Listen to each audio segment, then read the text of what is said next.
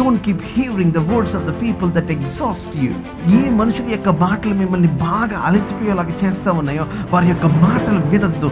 మనం ఎగ్జాస్ట్ అయిపోయిన వెంటనే ఇమ్మీడియట్గా మనల్ని రివైవ్ చేసేది ఏంటంటే the knowledge of God and not the knowledge of your enemy.